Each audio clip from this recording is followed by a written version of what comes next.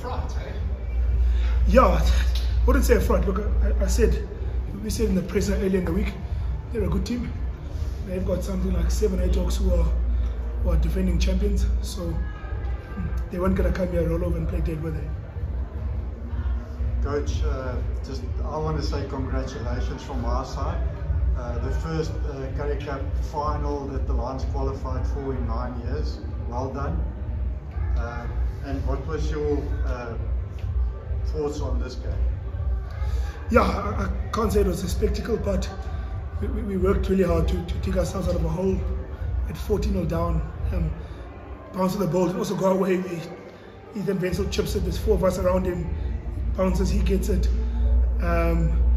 We turn the ball over, we kick the nudge, Chris blows advantage over, we're hoping to go back for advantage. So before you realize you're 14-0 down, for us to get back at halftime, even Stevens was good to start the first half again. And then just our inability to exit, to put it down to that. I mean, I think I can put down 3 or 4 of their tries, our inability to exit. They kick us deep, Nico gets caught there, or Kieran kicks it flat, or we just kick outside our 22, we give them a maul again. So if we'd exited better, I think we could have created a bit of clear water between us, but we couldn't. And credit to them, they had a really good strategy. Yeah. But even so, it was a very entertaining match. Both teams gave air to the ball and tried to play entertaining rugby. Yeah, as we said earlier in the week, the way we play is what got us there, so we have to live and die by, not we have to, but we're going to live and die by that identity. Not so much today, because we felt a bit suppressed. We didn't really open it up a little bit that we tried. I thought when Sanele came on, he made a bit of a difference in terms of opening up the game, getting within our game, beating their rush, catching them narrow. So yeah, it's 1 or 2 things that we might have to sharpen up whenever we play. Sorry, what did you make of their set pieces, or the set pieces in general, because they contested one of the lineup? The scrums were... Yeah, I thought our lineup was outstanding actually. I thought our lineup was outstanding. Again, Multi dark arts that. So we tried 1 or 2 things that didn't work. We maybe didn't agree with 1 or 2 interpretations. That's how it is. It's probably the first game we haven't scored a maul try. So that's something we must sharpen up on. But yeah, I thought their lineup was outstanding. Even in Bloom, it was really good. We struggled to get up. But on our lineup, I thought Darren Landsberg was outstanding. It was a very helter-skelter game, and it's difficult to often make sense of a game like this. But what do you take out of it as a pointer to a final, which obviously you would expect to play differently? Yeah, Liam, I think, firstly, one of the journalists mentioned that we've got a young group, and I say young group with all the respect in the world for them. It's not a crutch that we're using, but it is young in any event. So this is Nico Stein's first class semi-final. He'll be better for next week. So the fact that we could dig ourselves out of a hole and show a bit of composure at times, maybe 1 or 2 times, we're just a bit frenetic. But I think if you can play, if you don't have to play at your best and get a result, because today's all about the result. No one's worried about the criteria of the performance. One team's got a Monday review, the other team have got a team photo on Monday. So, and that's important for us. As you mentioned about the youngsters, Mziwakhe, most of the season you guys have been the team that has got ahead early and pushed away, and other teams have had to chase. So do you think this was actually a really good experience for those guys to go down 2 tries early on and have to fight back from there and then take the win? Yeah, 100%. Obviously, we spent bar the Pumas and Province. We've started as well as we wanted to, except for today. So again, at 14-0 down, to come back, then to get to 26-29 with a man down, the franchise captain down, to hang in there, take 3, keep them that side. There's a lot to be said for that. So there were 1 or 2 guys who showed a bit of, with Fasahi off, we've taken Fasahi off and put Monet Brandon on and Darren as the captain. So there's a lot of problem solving that happened. Obviously there's some frustrations and some growing pains, but hopefully 1 or 2 situations prep us for next week. Mziwakhe, you guys have obviously hit the final, but how much confidence does a team take out of a performance like this just to build these guys towards the future and towards the latter stage of years rugby? Yeah, obviously what this Currie Cup has done, enough, Ivan and I were speaking in the week, is we've created a situation. You've got 35 players, a large part of them young players, but 35 players who've gained experience from a first class point of view. If you think Renzo had a Currie Cup last year and has got a Currie Cup this year, now between him and JC Pretorius, it's really tight. If you think Jared Keynes last year and this year, it's really tight. So URC coaches have got a group of players to pick from. If they don't start with us, then they can start with Conrad or Aaron Skuman. If they don't start with Sanele, they can start with Kane Volata or Sam Francis. So we've built a bit of a competition and a healthier depth in a lot of the positions. And to answer your questions, so I think that's going to stand us in good stead in terms of URC, EPCR, the amount of games, the turnover, especially when 1 or 2 injuries hit. And just that knockout rugby experience is something that your group probably lacked going into this game. Now they've got that now and they've gone through the flying colours so far. Yeah, yes and no. A large part of this group have played knockout. I mean, Nico Steins hasn't finished it. Nico Stein, Keynes, Colin Duplessis, Renzo, Moras, Mone Brandon, Kelly Mpeko. So there's about 12 or so guys who've come to the lines and played a playoff game every year, albeit in the juniors, but they played a playoff game every year. So that they're doing it at first class level is healthy. So yeah, the game doesn't change, it just gets a bit quicker, doesn't it? And you play against obviously a lot more experienced guys.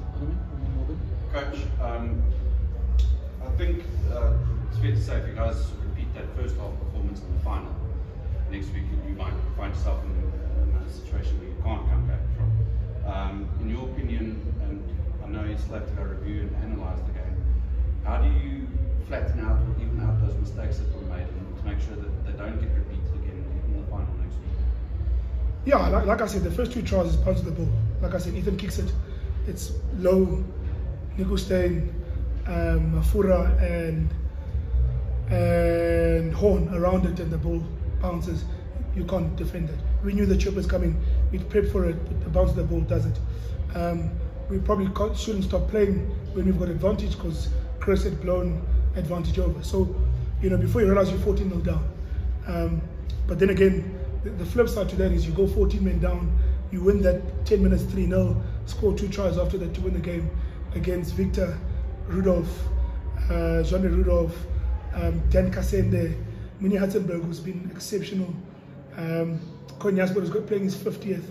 So as an example, we've probably got 3 players in our team got 50th. Today there are 2 guys running with 50th, amongst others who got 50th caps. So there's a lot of positive. I mean, the start is the start. Nothing we can do about the bounce of the ball. I was wondering, Mziwakhe, Ross, can we just go with that? sorry, yeah. Congrats. Thank you. When Kate arrived, he was on loan. Is he now full-time Lions player? He's in. In the meantime? Yes. Okay, that's all I wanted to ask. Ross?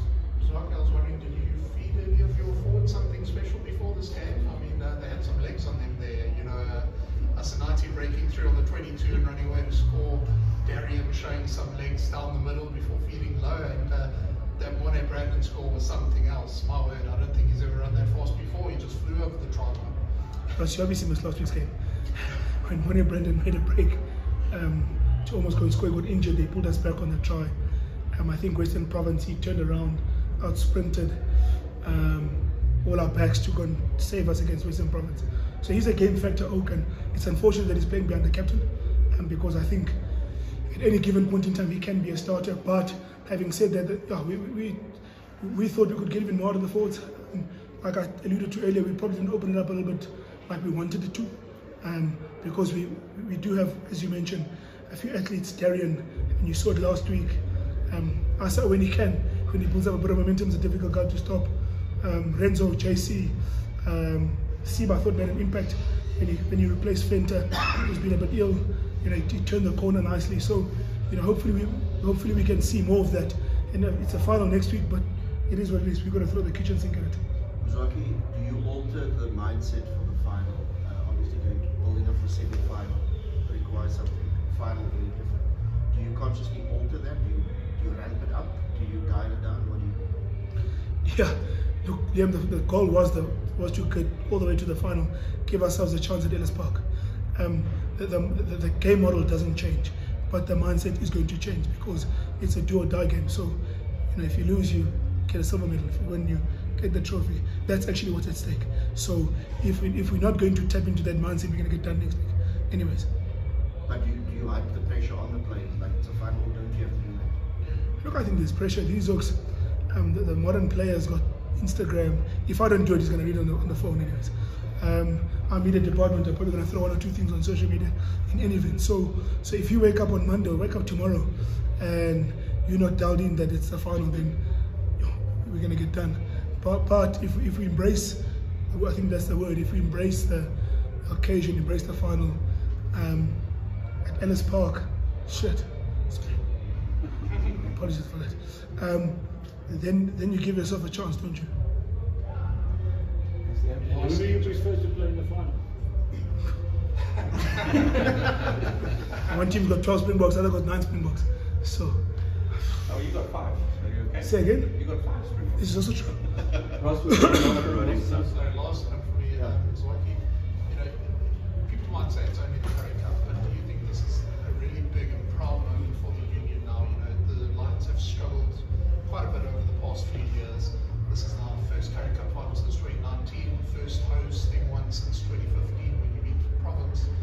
So do you think this is quite a springboard, and as Morgan mentioned, with also Lions players making the Springbok team now as well? Yeah, Ross, massive. I mean, the people sitting here were people sitting here 2 years in a row when we lost 9 in a row. So if I do, personally, I take a hell of a lot of pride in that. Not many coaches bounce back from that. Some other coaches out of the franchise got pinned. So one, personally, I take an immense amount of pride in that. Secondly, for the franchise, I think it's massive. We haven't had in the recent past won the riches that perhaps other franchises have had, and we, when they were at the top of their crest and riding the wave, we probably at the bottom, and we're working our way. I think Ivan spoke in the week at the DRC round table, so about our ambitions, and part of setting high ambitions is to do 1 or 2 things like this. So what a story it'll be if we got to win it next week. You know what I mean? Mziwakhe, thank you very much for that. Colleagues, thank you. Drive safe. Thank you very much.